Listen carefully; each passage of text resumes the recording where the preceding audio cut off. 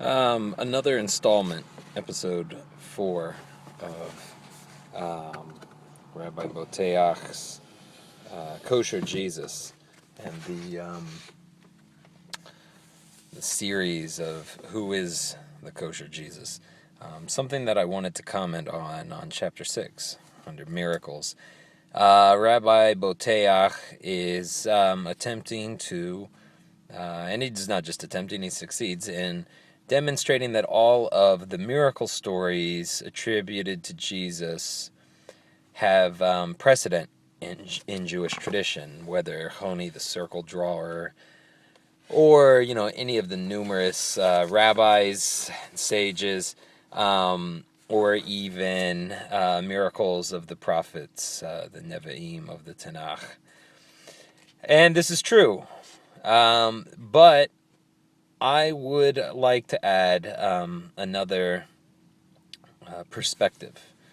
When we're talking about the loaves and the fish and stories like that, which seem to be describing miracles, we also shouldn't forget that these could be miraculized accounts of fairly normal things that happened.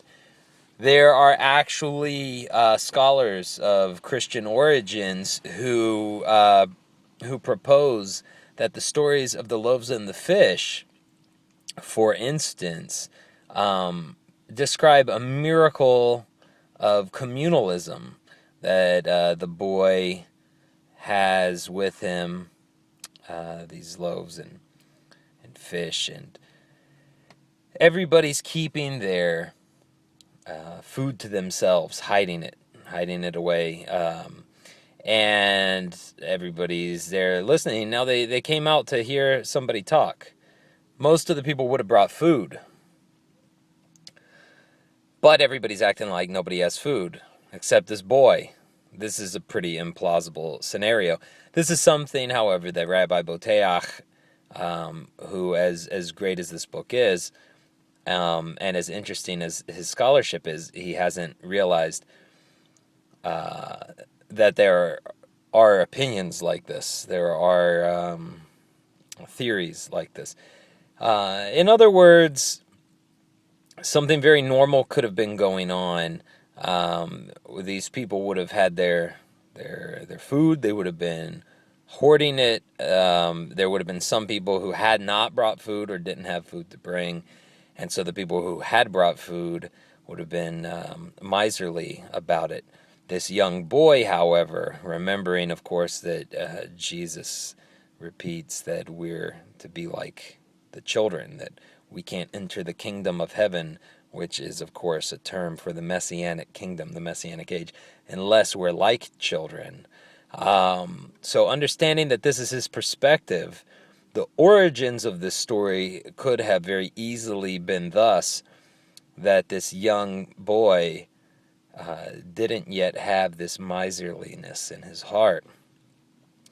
And once he set the standard for how people should be acting there, and he shared, then all of a sudden everybody starts sharing their food that they had, that they were hoarding, that they were hiding, that they didn't want to share with those who didn't have enough. And lo and behold, there was enough food to feed everybody if everybody would only share what they have, what they didn't need.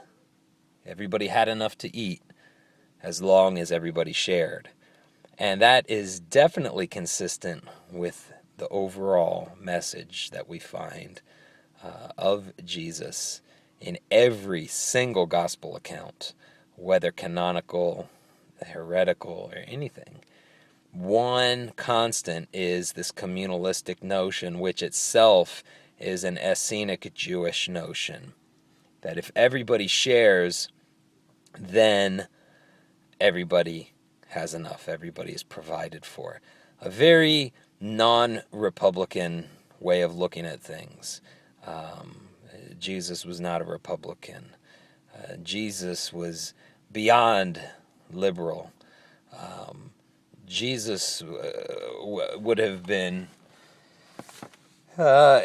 saying things that would just mortify Sarah Palin and Newt Gingrich and all of the cast of characters in this political circus that is the Republican primaries and all of this.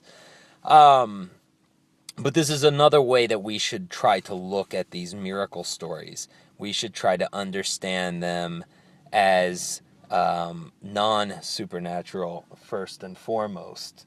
We should try to understand them as things that contain a lesson that over time were miraculized stories, miraculized accounts, that as people started viewing the supernatural individual, they started viewing him as supernatural, they started viewing him as God incarnate. These stories then had to have a different explanation. They couldn't simply have been about this, and particularly once we see Paul getting involved. And Paul, who of course taught that if a man does not work, he should not eat, a notion that Jesus did not teach, a notion that is very non-Jewish. There are all sorts of reasons why a man could not work. A man could be injured on the job. A man could be very old. A man could be studying Torah, and this could be his job. And in fact, this we've discussed in the past episode, how even training to be a rabbi, or in these days proto-rabbi, this was viewed as legitimate. And in the case of the Chassidim Rishonim, who became the Essenes, people, there were a vast number of them who spent their days in study and in meditation, and absolutely ate when it was time to eat at the communal table. So Paul himself had very anti-Jewish, certainly anti-Essenic notions, and Jesus had very Jewish, Essenic, communalistic notions.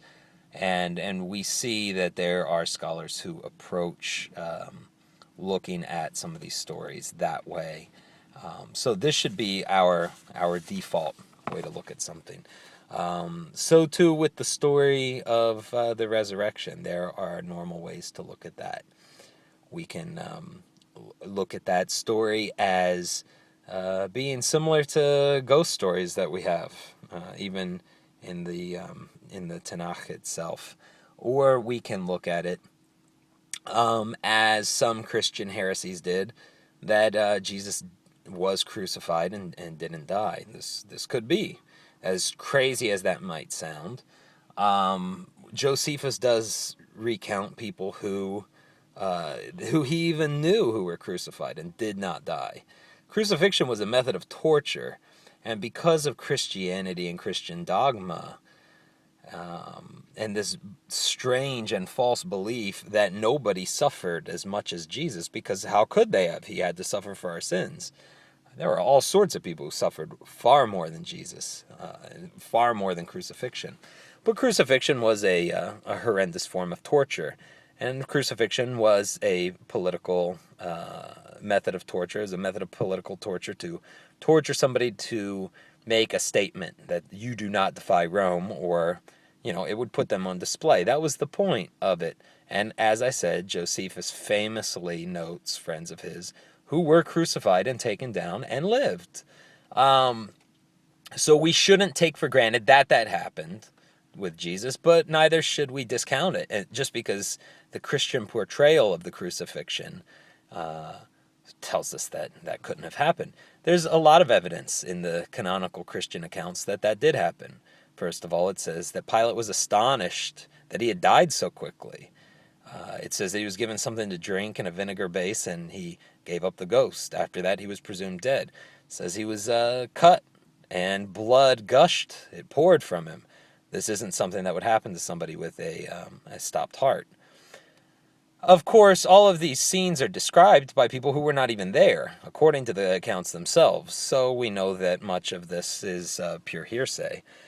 So the one thing that we also know is that there seems to be a pretty widespread, widely attested notion that he was buried above ground in a cave given to him by Joseph of Arimathea, who was a member of the Sanhedrin, and he wasn't buried underground, so as he was intended to be by Rome. He would have been taken down and buried underground, and had he been alive, he would have suffocated if he was faking it. But Joseph of Arimathea jumps in and says, "No, let me bury him in this little cave." And of course, then his body's gone. The normal way of looking at that, and of course, Luke, who was a physician, tells us that he was wrapped in liniment, bandages, and 100 pounds of aloes. Luke, not being a Jew, then writes in accordance with Jewish tradition. There's no Jewish tradition about burying somebody in bandages, liniment, and 100 pounds of aloe. That's ridiculous. This is what you would do to try to heal somebody who had been severely injured. And then, lo and behold, their body's gone. A normal way of looking at that is maybe he didn't die ever in the first place, which, of course, Christianity is not going to portray it as a possibility that that happened, because then there goes the whole blood atonement, blood sacrifice notion. So that opens up a whole can of worms for them, and of course they'll never consider that, because that notion itself destroys Christianity. Of course, a whole book could be written on that subject, and I may do that. I may talk about all of the various schools of thought that thought this. Originally, for about the first century after Muhammad, Muslims thought this, until John of Damascus, who was an employee of the Umayyad dynasty and was, of course, a famous Christian, told them that the Quran must have been saying Jesus was never crucified, and that the Jews just thought that they were killing. Of course, literally in Arabic, it doesn't say this at all. But once he implements this tafsir, this exegesis to the contrary, Muslims begin saying Jesus was, of course, never on the cross, and it must have been Judas, and all of these strange ideas. But the earliest interpretation and the most basic, straightforward, grammatical, fusha reading is it does not say that at all. It could actually mean a couple of things. So there were Muslims, there were Gnostic Christians, there were other heresies who actually believed this early on. So this is not just a new theory. Also, there was a Jewish author who became very interested in Christian origins long before Rabbi Boteach, who wrote a book called The Passover Plot. His name is Schonfeld. It looks like Schoenfeld. I've always heard it pronounced Schonfeld. And I believe he was British, a British Jew. And he wrote about this, and he wrote about this very same thing. And actually, I came to this conclusion just from what seemed to be obvious reading the canonical accounts. Look, they seem to be describing a guy who didn't die in the first place, and they just didn't get the memo. And actually, a professor told me about Schonfeld and the Passover Plot, and that before I was born, there was this guy writing the same thing. So this is not an original theory. This is not me, pulling this out of my nether regions. This is something people have been saying for a long time, and there is some evidence for it.